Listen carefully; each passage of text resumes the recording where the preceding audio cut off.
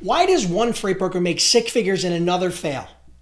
They start at the exact same time, they make the same number of cold calls, and even go after the same shippers. Yet one ends up making 6 or 7 figures while the other barely gets by. I've seen it happen time and time again.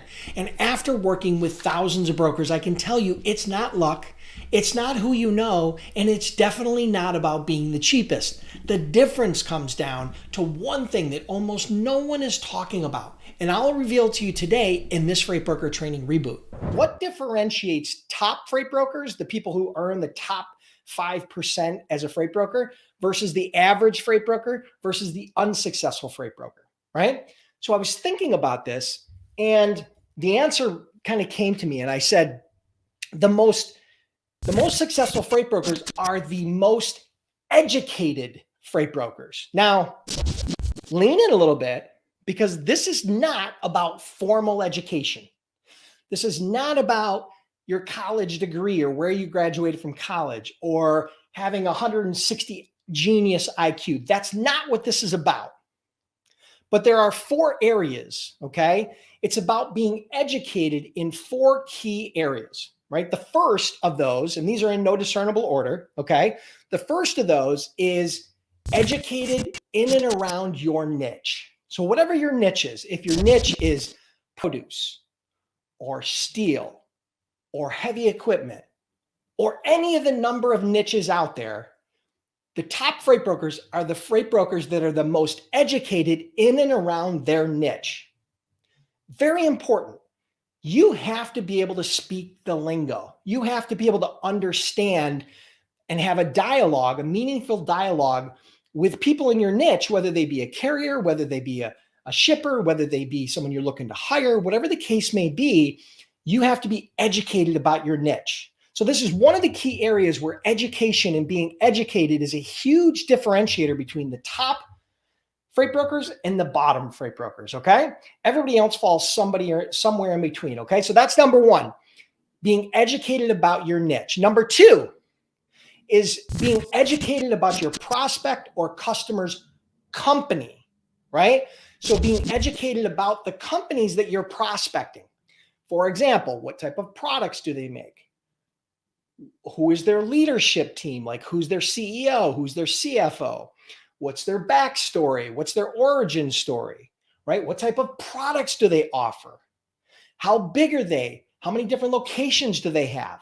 So being educated about your prospects and your customers, whichever bucket they fall into, right? The difference between a prospect and a customer is paying you, and a prospect is someone that you're trying to bring on as a customer, okay? So that's the only difference between a prospect and a customer. So number 1 was being educated about your niche. Number 2 was being heavily and highly educated about your prospect and customers' companies. Number 3 is being educated about your prospect and customers personally, the context that you're talking to. You need to be educated about them, right? About them individually. You need to understand if you're dealing with a logistics manager, or a shipping manager, or a traffic manager, or a warehouse manager, whoever you're talking to as a prospect, whoever's a decision maker or an influencer in that decision, you need to understand a little bit of background on them. Where did they go to school? Where did they live geographically? How did they get their job? How long have they worked there? You know, what are their hobbies? What are their interests? Learn a little bit about their family, right? So those are some examples of things that you need to educate yourself about your prospects, the actual people that you're talking to. So first we talked about being educated about your niche. Second, we talked about being educated about the prospects and customers' company. Third, we talked about being educated about your prospect and customers personally, the individuals that you're talking to, because those are different. Being educated about the company and being educated about the people are 2 different things, okay? And then number 4 is being educated with the skills that are necessary to succeed. There are some key skills that freight brokers need in order to thrive. Some of those skills include sales, which is some of what people mentioned in the comments before we started.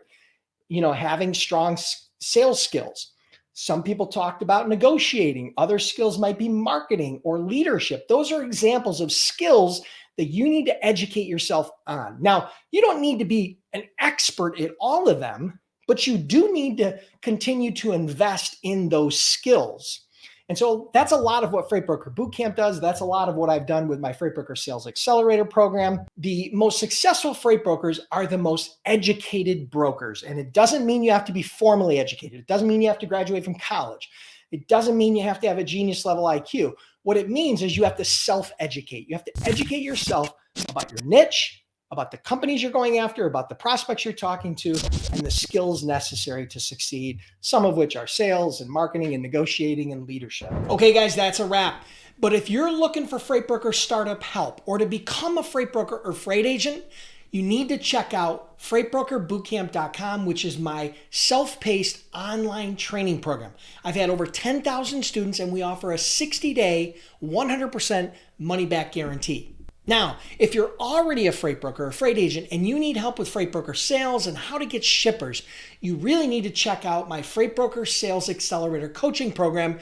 To do that, just go to freightbrokerbootcamp.com/waitlist. Again, just go to freightbrokerbootcamp.com/waitlist. In this program, I teach you my entire freight broker sales system that allowed me to do over $200 million as a freight broker. Last but not least, do me a favor and hit the like button and comment below so YouTube knows you enjoyed this video.